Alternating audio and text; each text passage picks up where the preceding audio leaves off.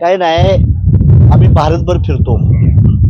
आमचं म्हणणं आहे की जिथं सत्य अन्याय होत असेल तिथं धावून जाणं हे पहिलं आमचं कर्तव्य आहे. गेली 40 वर्ष मी शपथ घेऊन बाहेर पडलेलो आहे. लग्न नाही, संसार नाही, घर नाही, दार नाही, त्यातला मी बाहेर. आम्ही कुणाचं ऐकून वगैरे येतोय असं नाही. अणुऊर्जामुळं, मी स्वतः इलेक्ट्रिकल इंजिनियर आहे, अणुऊर्जामुळे काय धोका होता ती युक्रेनच्या लढाई म्हणून समजून आले आपल्या लोकांना. आणि कोकण हे कसं आहे, कॅलिफोर्निया आमच्या इंडियाचं, कॅलिफोर्निया इथं ठिकाणी काय करावं, सेंट्रलच्या स्कीम आहेत टुरिझमच्या, त्या आणाव्या. त्या सेंट्रल 80% देतं आणि 20% स्टेट गव्हर्नमेंट देतं. तो जर फंड वापरला सिंधुदुर्ग, रत्नागिरी, रायगड, पालघर, ठाणे या इलाक्यातून कोल्हापूरचा काही गगनबावडा एरिया, तर इथल्या तरुणांना रोजगार आपण देऊ शकतो. पण इथं काय झालंय, इथं या देशाचे पंतप्रधान मोदी साहेब आणि अमित शहाची भूमिका आहे अदानीना अंबानीला देश आंदण द्यायचा. मुंबईचा कोस्टल रोडच्या बाजूची लँड अदानीला देऊन टाकली बहुतांश ठिकाणी. एअरपोर्ट त्यांना दिली, रेल्वे स्टेशन त्यांना दिली, गॅस एजन्स्या त्यांना, पेट्रोलच्या एजन्स्या त्यांना.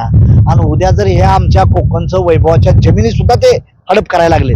त्यातून माझी आपल्याला विनंती आहे, आज आम्ही राजकारण मतं मागण्यासाठी आलो नाही, असंतोषाचं जनक होण्यासाठी आलेलो आहे. या लोकांना आम्ही सांगणार आहे की तुम्ही घाबरू नका. त्यांना काय वाटतंय की शासन आमचं, पंतप्रधान आमचा, राष्ट्रपती आमचा, सीएम आमचा, पालकमंत्री आमचा, हे जे भ्रमात्य आहेत त्या भ्रमाचा भोपळा फोडण्यासाठी मी आणि राजू शेट्टीकडे आलो नाही. आणि लोकांना सांगितलं की बाबा तुमच्या मताच्या दृष्टीने तुम्हाला जे काय करायचं ते करा, पण तुमच्या हक्कावर ज्यावेळेस कॅन्सर येईल, सर्वात जास्त रोग येतील, त्यावेळेस तुम्ही कुणाला न्याय मागणार आहे. म्हणून अणुऊर्जा प्रकल्प रेगिस्तानला घेऊन जावा. मोदी साहेबांच्या तिकडे घेऊन गेलं तर स्वागत आहे, तिकडे जावा. घेतलं कशाला घेऊन येत आहे तुम्ही? बाकीचे प्रोजेक्ट आला ना इथं. पालकमंत्री जर बार म्हणत असतील इथं आलाय तर पालकमंत्र्याला बनावं, इथं टुरिझमचं प्रोजेक्ट आला, इकोसिस्टम झोनची सिस्टम वाढवा, इथं थोडं आपल्याला इथल्या तरुणांना रोजगार मिळतील, चांगलं होऊन जाईल.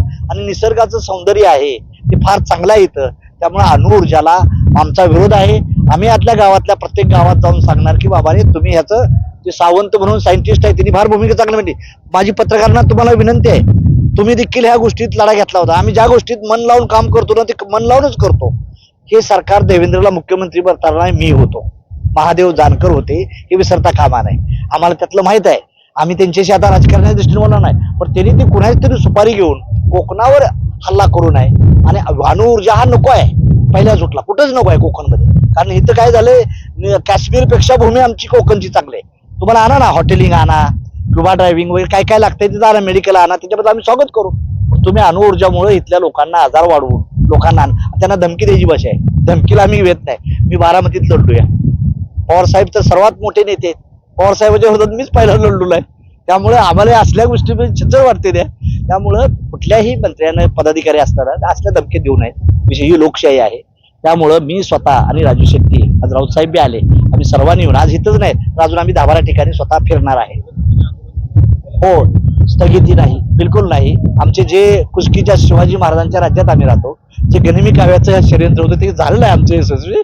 आणि आम्हाला दोघा ठिकाणी आम्ही SP कलेक्टर, डेप्टी कलेक्टरशी बात करत असताना ते आमचे आंदोलन कार्यकर्ते जाऊन आले.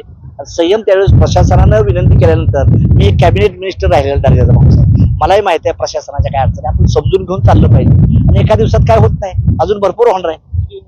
पुढची काय, आम्ही आंदोलन स्थगित करणार नाही. आम्ही काय, तुम्हाला माहिती आहे का, 2 लाखाचं जी कर्जमाफी झाली त्या आंदोलनाचा मी बी आरोपी होतो. मी, राजू शेट्टी आणि बच्चू कडू होतो. आम्ही डायरेक्ट मुख्यमंत्रीच्या बंगल्यावरच आंदोलन घेतलं होतं. आम्ही आझाद मैदानामध्ये नाही केलं. कालचं देखील आम्ही आंबा काजूचं आंदोलन घेतलं होतं, ते आम्ही वर्षा बंगल्यावरच घेतलं होतं. त्यामुळं आम्ही मुख्यमंत्र्यांच्या घरात देखील घुसायला कमी पडणार नाही. आमचं म्हणणं आहे की कोकणच्या लोकांना न्याय मिळावा, एवढीच भूमिका आहे. पवारांच्या विरुद्ध लढा होता, आता राणेंच्या विरुद्ध लढा आहे. नाही, पवार साहेब हे मोठे नेते, राणे साहेब एवढे मोठे नाही.